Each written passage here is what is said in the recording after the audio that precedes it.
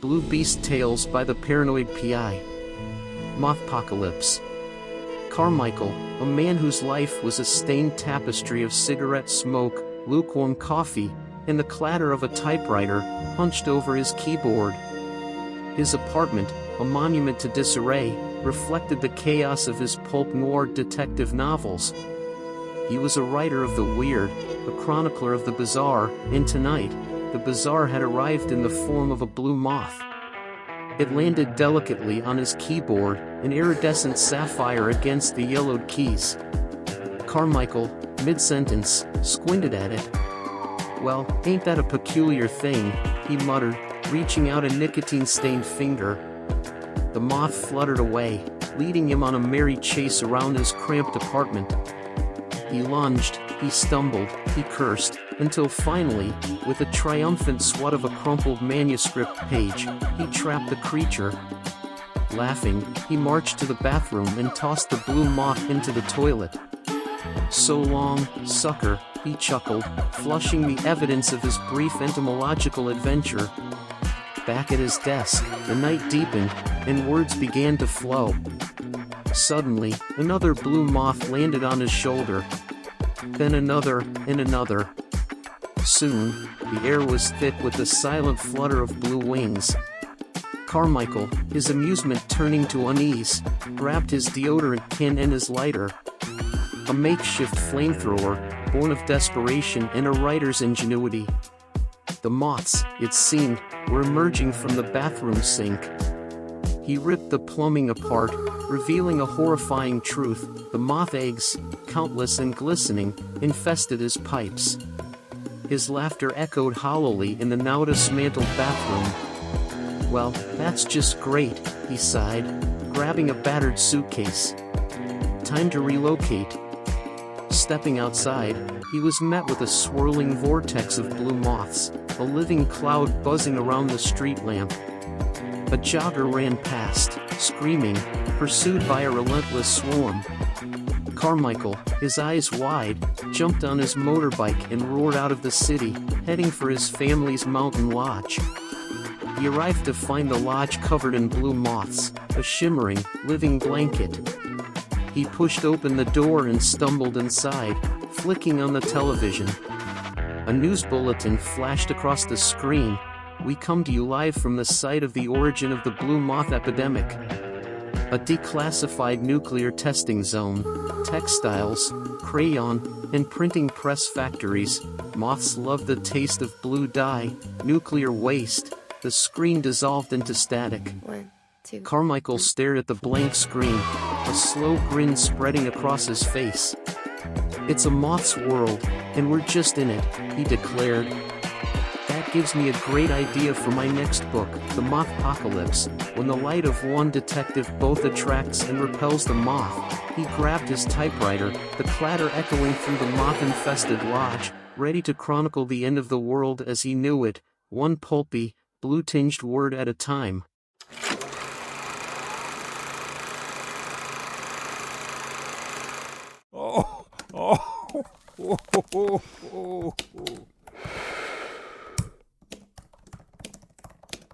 Blue Beast Tales by the Paranoid PI. The Mist Beast. The mist rolled in, a silent, ethereal tide. It was a curious blue, almost luminescent, and carried with it an eerie quiet. The town of Willow Creek, once a bustling hub of life, now found itself enveloped in this unnatural fog. At the heart of the mist, a creature stirred. It was a being of pure, elemental energy, its form shifting and changing. At times, it was human-like, a towering figure with skin the shade of the deepest ocean, eyes like twin moons reflecting the pale light of a dying star. At others, it was a monstrous, amorphous shape, its tendrils reaching out like hungry fingers, grasping at the terrified screams that echoed through the fog. The creature, a survivor of an ancient, forgotten civilization, had been awakened by the town's fear. It fed on the negative emotions, the despair, and the terror that the mist induced. With each new victim, it grew stronger, its power increasing exponentially. Anya, a young woman with eyes the color of storm clouds and a soul as wild as the wind, was drawn to the mist, fascinated by its otherworldly beauty. She was an artist, her soul yearning for the sublime, the extraordinary. She ventured into the fog, camera in hand, hoping to capture its essence, to translate its ethereal beauty into tangible form. But as she delved deeper, the mist began to constrict, its icy tendrils wrapping around her, whispering promises of oblivion. The air grew thick with the stench of fear, the screams of the lost echoing in her ears. Anya realized the mist was not merely a natural phenomenon. It was a malevolent force, a hunger that consumed all in its path. She stumbled upon a hidden grotto, its walls adorned with strange, swirling symbols. As she deciphered the cryptic markings, a chilling realization dawned upon her.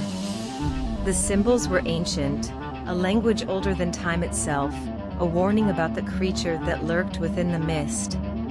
The creature, sensing her presence, emerged from the swirling depths. It was a terrifying sight, a grotesque amalgamation of man and beast, its eyes burning with an unholy light. She raised her camera, capturing the creature's essence, its power, and its vulnerability. The creature, enraged by her defiance, lunged at her, its claws raking across her skin, leaving behind searing pain. Anya, driven by a primal instinct, fought back. She remembered the ancient texts, the forgotten lore, the whispered warnings of the elders. With a desperate lunge, she activated a small, intricately carved pendant that had been passed down through her family for generations. The pendant, a relic of the ancient civilization, pulsed with a vibrant blue light, its energy countering the creature's malevolent power. The creature recoiled, howling in pain, its form flickering and distorting. Weakened but not defeated, it retreated back into the swirling depths of the mist, promising to return. Anya, though shaken and wounded, was determined. She would not let fear consume her or her town. With the help of the ancient knowledge and her artistic spirit, she would protect Willow Creek from the Blue Terror. She would become the guardian, the beacon of hope in the face of oblivion.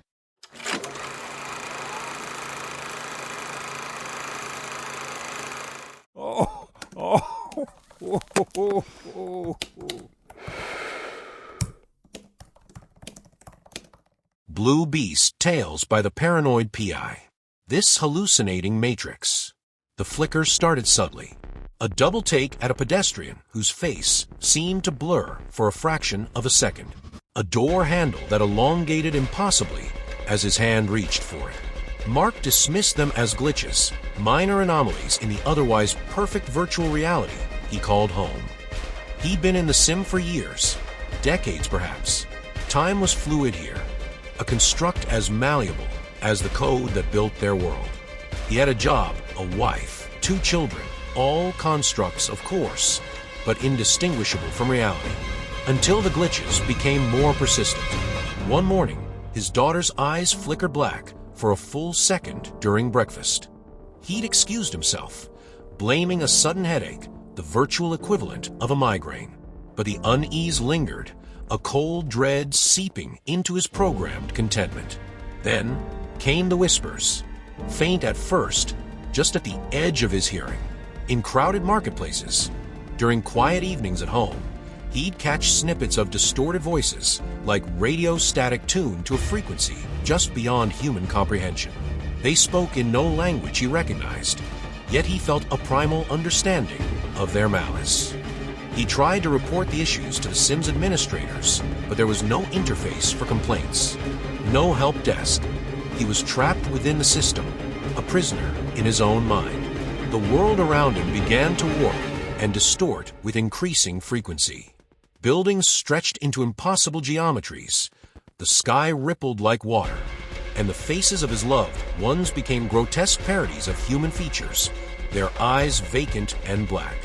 One night, he awoke to find his bedroom walls pulsating, covered in veins of glowing code.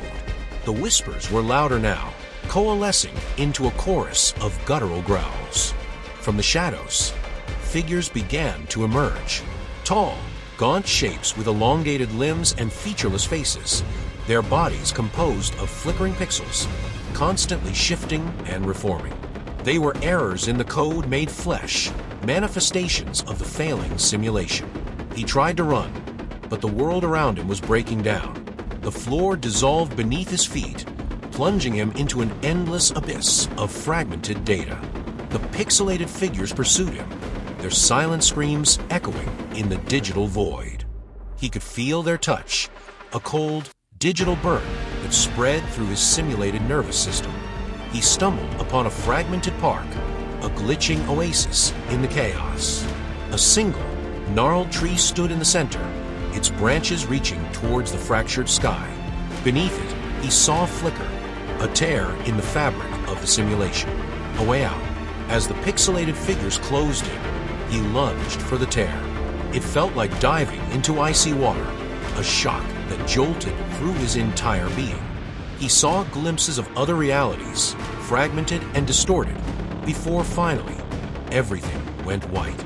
He awoke with a gasp, not in his virtual bedroom, but strapped to a cold metal table, wires snaking from his head. A technician stared down at him, his face etched with a mixture of relief and horror.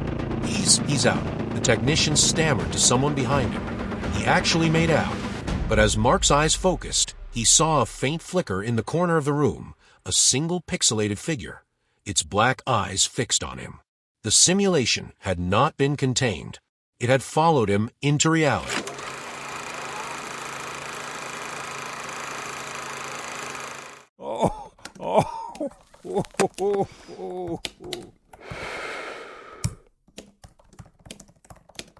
Blue Beast Tales by the Paranoid PI. Iced out, the icebreaker ship, Aurora, carved a path through the frozen landscape, its crew of 5 bound for the Antarctic's interior.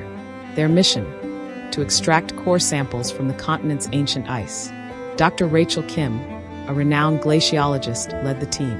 Her eyes burned with a passion for discovery, driven by the loss of her brother, a climate scientist who died in a tragic accident. The crew worked tirelessly, braving sub-zero temperatures and crevasses. Alex, a young and ambitious scientist, struggled to keep up with the demanding pace. His inexperience often put him at odds with Dr. Kim, who pushed him to his limits.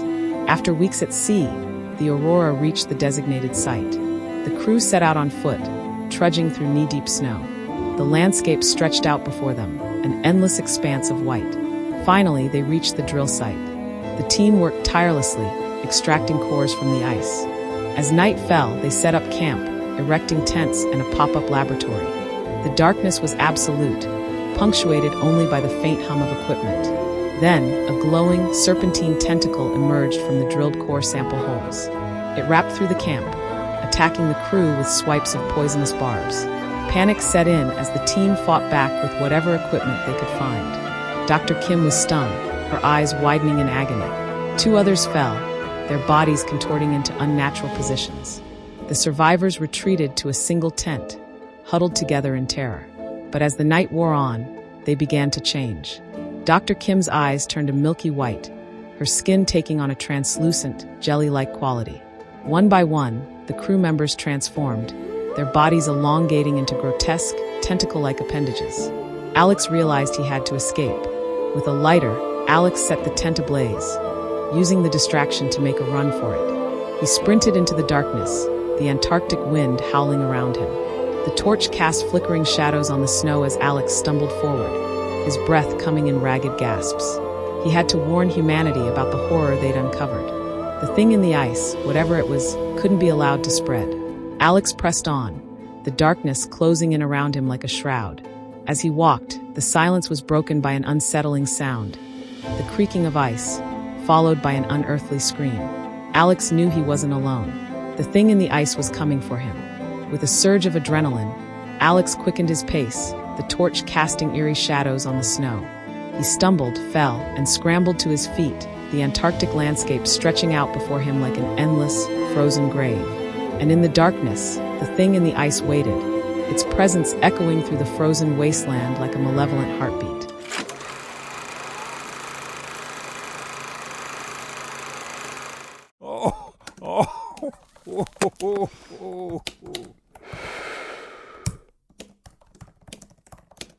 Blue Beast Tales by the Paranoid PI.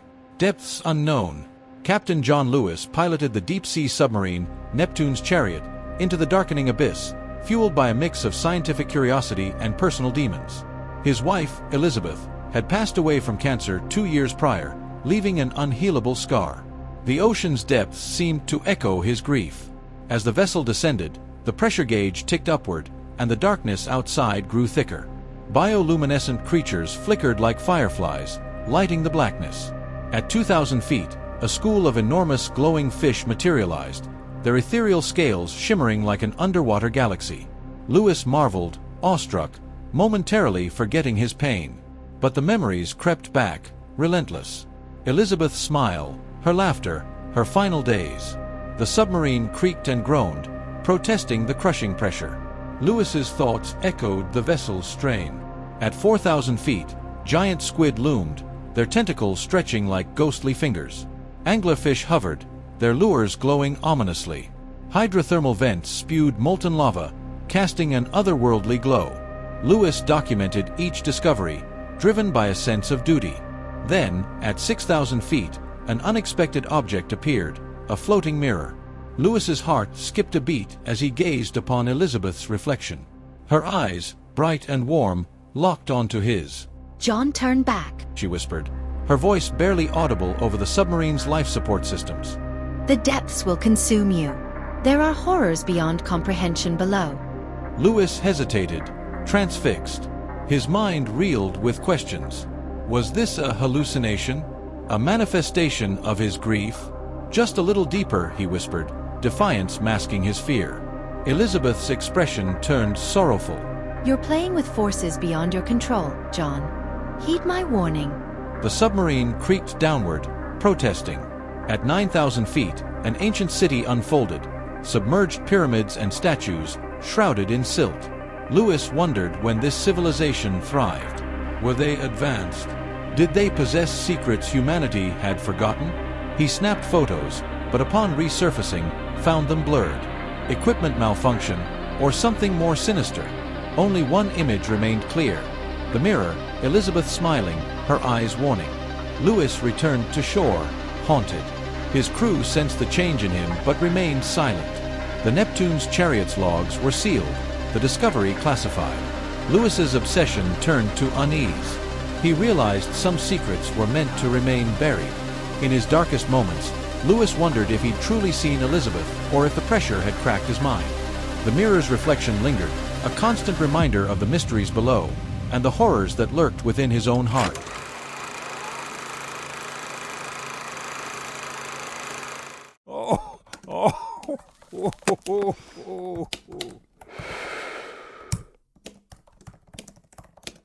Blue Beast Tales by the Paranoid PI.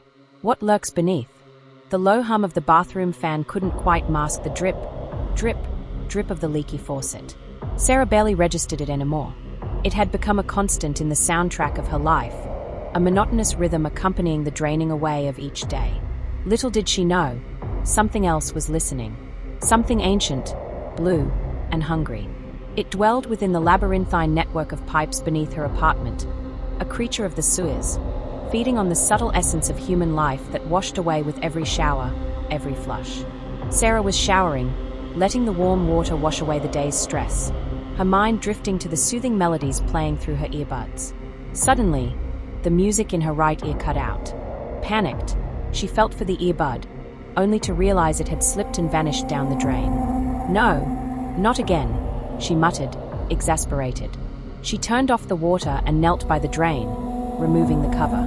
The dark, damp hole stayed back, promising nothing but grime and hair. She reached in, fingers groping blindly. Instead of the smooth plastic of her earbud, her fingers brushed against something slick and cold. She recoiled, a shiver running down her spine. Curiosity and a desperate desire to retrieve her earbud overcame her hesitation. She reached in again, this time pulling. What emerged was not her earbud. A small, blue, squid-like creature, no bigger than her hand, wriggled into the light. Its skin shimmered with a sickly sheen, and dozens of tiny, black eyes dotted its bulbous head. It opened a circular, toothless maw and lunged for her hand. Sarah screamed, recoiling in disgust and terror.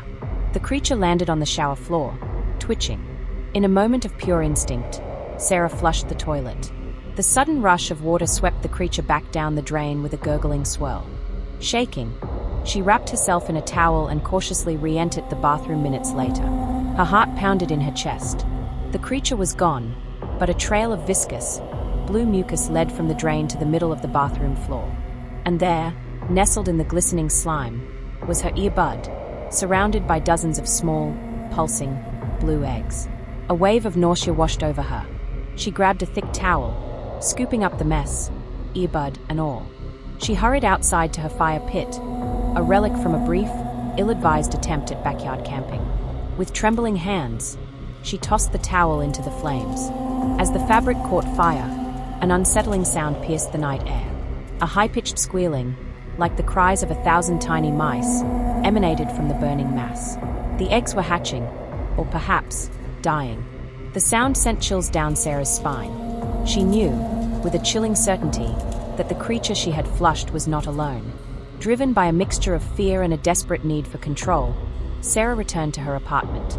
She gathered every cleaning product she could find: drain cleaner, bleach, ammonia, anything that promised to kill germs and banish grime. Putting her remaining earbud back in, she selected a calming chill-out playlist. With the music soothing her frayed nerves, she systematically poured the toxic concoctions down the shower drain. The chemicals hissed and bubbled, a futile attempt to cleanse the unseen horror lurking below. The music continued, a counterpoint to the silent, unseen things that stirred in the darkness beneath her feet. The drip, drip, drip of the faucet continued its relentless rhythm, and somewhere in the pipes, something blue and ancient waited.